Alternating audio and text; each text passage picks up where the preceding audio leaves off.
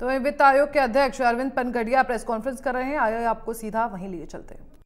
मुख्यमंत्री जी ने अपने भाषण में कहे थे, तो विशेष तौर से बहुत संक्षेप में आपको बता देता हूं कि जो राजस्थान का प्रेजेंटेशन दिया गया ACS फाइनेंस के द्वारा, उसमें उन्होंने पहले राजस्थान के कुछ जो यूनिक फीचर्स हैं, विशिष्ट कैरेक्टरिस्टिक्स हैं उनके बारे में बताया। उन्होंने कहा कि राजस्थान का एरिया जो है भारत का जो कुल क्षेत्रफल है उसका 10.4% है, परंतु इसमें 2/3 हिस्सा जो है वो रेगिस्तान है। उसमें वेस्टलैंड, या तो रेगिस्तान है या वेस्टलैंड है।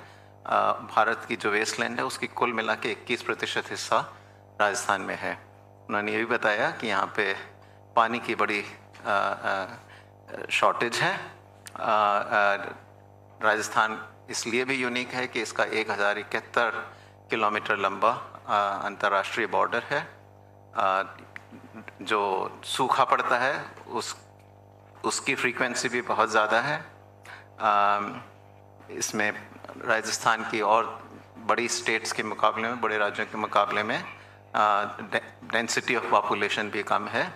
वो उन्होंने इस पर विशेष ध्यान दिया कि कोई बहुत सारी छोटी छोटी ढाणियाँ हैं जो बहुत दूर दूर एक दूसरे से हैं, तो उनके लिए इंफ्रास्ट्रक्चर के जो भी अलग अलग पहलू हैं, जैसे सड़क, बिजली, पानी आदि, उनको ले जाने में जो है लागत ज़्यादा आती है। ये भी उन्होंने कहा कि जो है राजस्थान का रूरल पॉपुलेशन वो करीब 75% है। तो ये, और SC/ST का बताया कि करीब 31% हिस्सा कुल जनसंख्या में है। तो ये सारे बिंदु उन्होंने इसलिए बताया कि राजस्थान की स्थिति किस तरीके से यूनिक है। उन्होंने फिर बाद में राजस्थान के फाइनेंसेस के बारे में बात की। इस विषय में बताया कि क्या क्या पिछले कुछ सालों में क्या क्या प्रगति हुई है, किस तरीके से फिस्कल डेफिसिट, डेट आदि का इवोल्यूशन हुआ है, और आगे आने वाले सालों में ये क्या प्रोफाइल रहने की संभावना है पिछले एक्सपीरियंस को देखते हुए। तो वो ट्रेंड्स जो थे पिछले कुछ सालों के, उनको यूज़ करके फिर फ्यूचर की फोरकास्ट की गई उसमें। तो उसमें क्या संभावना है डेफिसिट्स की और क्या संभावना है डेट की, वो सब बताया। उन सब के आधार पर फिर उन्होंने अपनी रिक्वेस्ट जो है फाइनेंस कमीशन से, उन्हें क्या उम्मीदें हैं इस विषय पर कहा। तो इस विषय पर ये बताएं कि फाइनेंस कमीशन के दो बड़े 3-4 चीज़ें होती हैं जिन पे विशेष ध्यान, जिस पे फाइनेंस कमीशन अपनी रिकमेंडेशंस देता है, पर दो उनमें सबसे बड़ी हैं। एक तो वर्टिकल डिवोल्यूशन कहते हैं, जिसमें कि जो सारे सेंट्रल टैक्सेस हैं उनको केंद्र और राज्यों के बीच में कैसे डिवाइड किया जाए, तो ये तो वर्टिकल डिवोल्यूशन कहलाता है। और उसके बाद राज्यों का जो हिस्सा है उनको 28 राज्यों के बीच में कैसे बांटा जाए, वो हॉरिजॉन्टल डिवोल्यूशन कहलाता है। तो उसमें उनका ये था कि वर्टिकल डिवोल्यूशन अभी इस पिछले वित्त आयोग ने 41% पे रखा था, यानी कि जो सारे टैक्सेस हैं उनमें स्टेट्स का, राज्यों का हिस्सा 41% पर रखा था।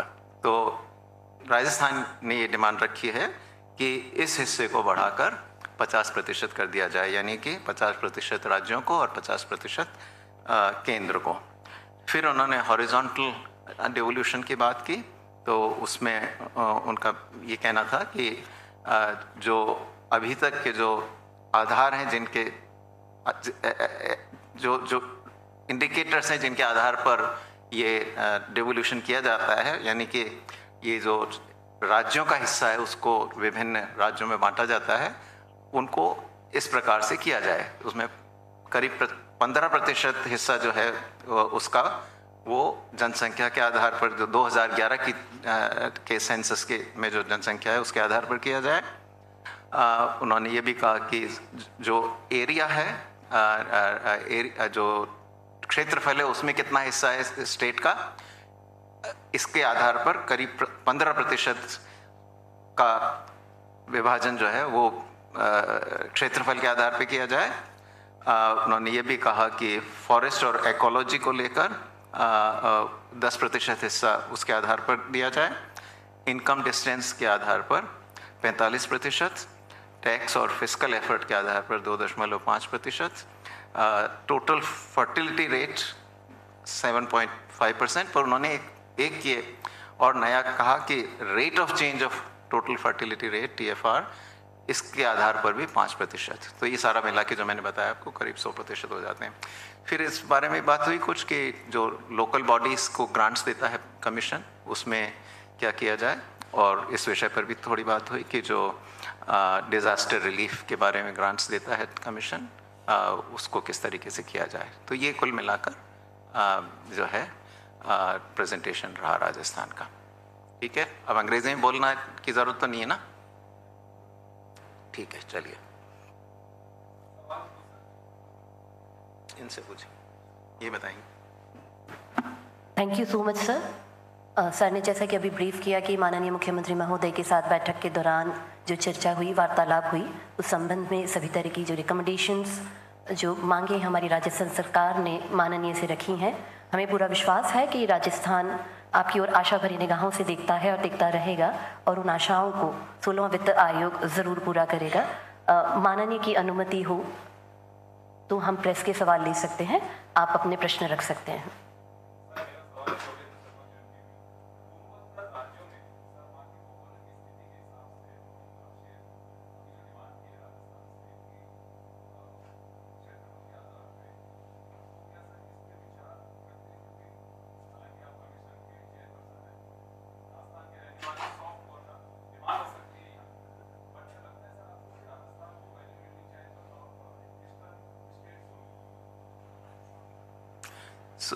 इस विषय में अभी कुछ कहना वाजिब नहीं होगा, क्योंकि अभी तो हम जो है वित्त आयोग का जो कार्य है उसके शुरू के बिगिनिंग स्टेज पर हैं।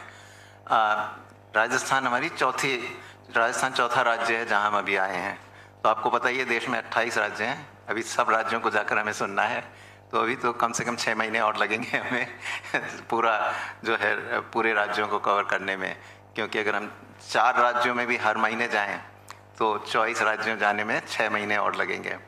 तो उसी के बाद में फिर पूरा आयोग जो है बैठकर मनन करेगा इन सब मुद्दों पर, क्योंकि ये कोई बहुत साधारण सिंपल सी एक्सरसाइज नहीं है। इसमें बहुत सारे कंसिडरेशंस हैं, सभी कंसिडरेशन, क्योंकि एक तरीके से देखा जाए तो हर राज्य ये कह रहा है हमें, जब तक हम 4 राज्यों में गए हैं, कि वो राज्य एक विशिष्ट राज्य है। तो सभी की अपनी अपनी स्पेसिफिक कैरेक्टरिस्टिक्स हैं, वो सच भी है। तो कमीशन किस किस को जो है अपनी अंतिम निर्णयों में किस किस को अकाउंट में ले सकता है, ये निर्णय काफ़ी आगे जाकर होगा। तो इसलिए मेरा कहना कुछ भी इस विषय पर सही नहीं है।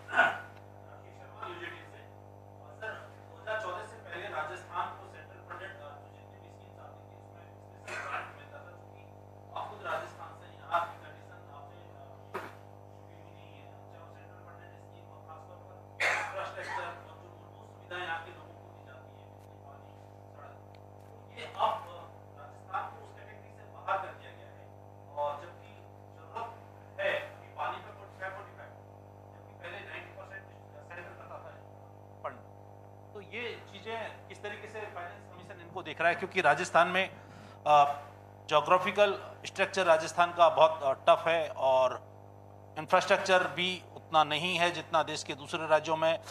ना ग्राउंड वाटर है, ना सरफेस वाटर है, और इलेक्ट्रिसिटी की प्रॉब्लम सबके सामने। ये जो बात आपने रखी है ना, वो सेंट्रली स्पॉन्सर्ड स्कीम्स के बारे में है। तो वो केंद्रीय सरकार की स्कीम्स होती हैं, जिसमें आप कह रहे हैं ना, जो पहले 90-10 या 80-20 होता था हिस्सा केंद्र और राज्यों का, और वो अब 60-40 या 75-25 हो गया है। तो ये मुद्दा सेंट्रली स्पॉन्सर्ड स्कीम से संबंधित है, वो केंद्रीय सरकार की स्कीम है, इसमें वित्त आयोग दखल नहीं दे सकता।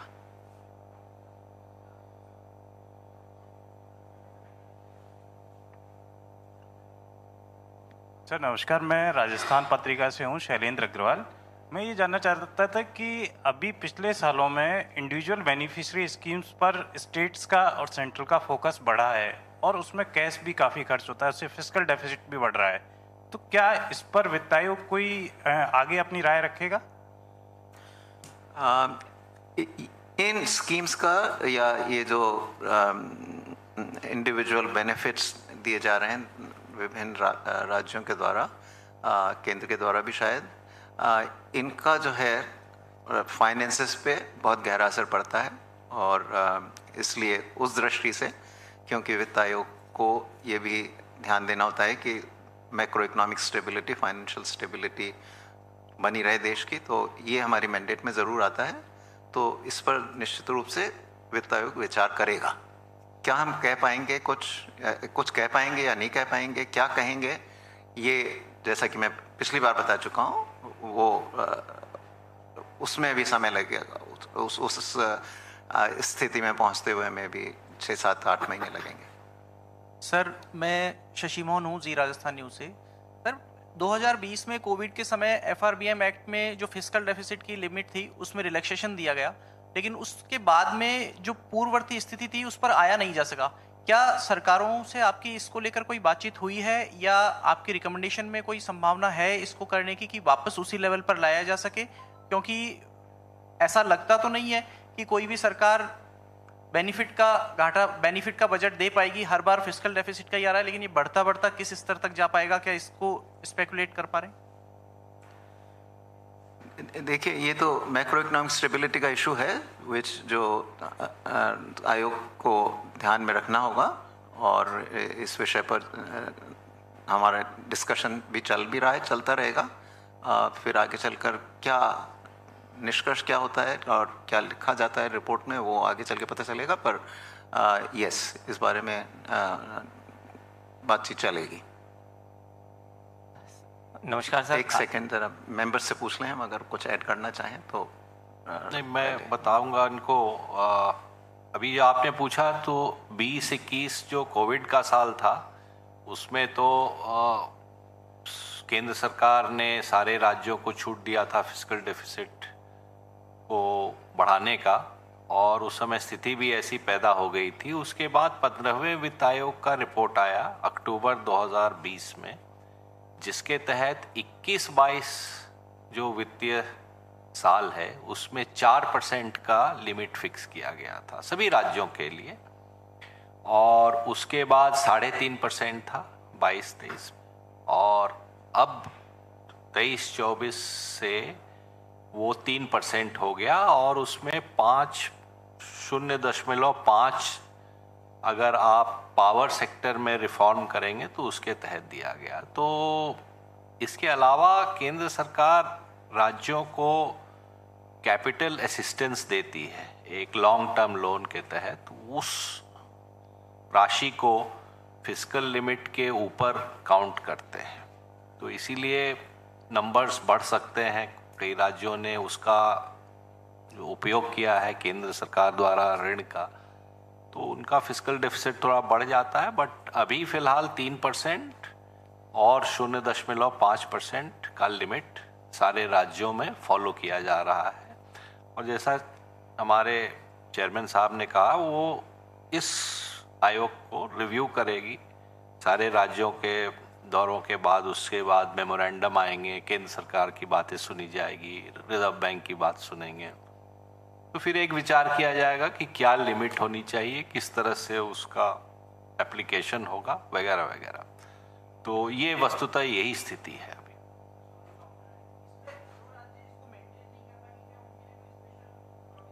वो तो अभी कैसे बता सकते हैं, वो तो जो राज्य देख रहे हैं। अभी तो 15वें वित्त आयोग के टर्म में भी 2 साल बाकी है अभी, तो इसका आंकलन हो रहा है, और हमारे रिपोर्ट में सब चीज़ों का आंकलन करके उसको बताया जाएगा कि किस तरह से आगे उन राज्यों को जो नहीं फॉलो कर पा रहे हैं उसकी क्या स्थिति है, जो फॉलो कर पा रहे हैं उसकी क्या स्थिति है, सारा कुछ आपके समक्ष आ जाएगा।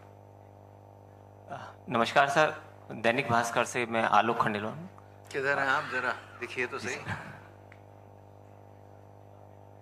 पीछे हैं, थोड़ा आगे आ जाइए। समय की सीमा को देखते हुए ये अंतिम प्रश्न रहेगा। स्टेट गवर्नमेंट ने आज आपके सामने जो प्रेजेंटेशन दिया उसमें आपने बताया कि कई ऐसी चीज़ें जो स्टेट के लिए क्रिटिकल हैं स्टेट के हिसाब से, जैसे खासतौर से पानी की समस्या को लेकर आप बताया कि पानी वाली जो पोजीशन है उस आधार पे आप स्टेट को कंसीडर करें। और पिछली रिपोर्ट में जितना मुझे ध्यान में है, पिछली रिपोर्ट में भी रिपोर्ट से पहले जब कमीशन आया था तब भी इस तरह की स्टेट गवर्नमेंट ने ये बातें रिपीट की थी। तो आप कमीशन क्या इन सब बातों को कितना, खासतौर से पानी के मुद्दे पर कितना कंसीडर करेगा, ये मैं आपसे जानना चाहता हूँ।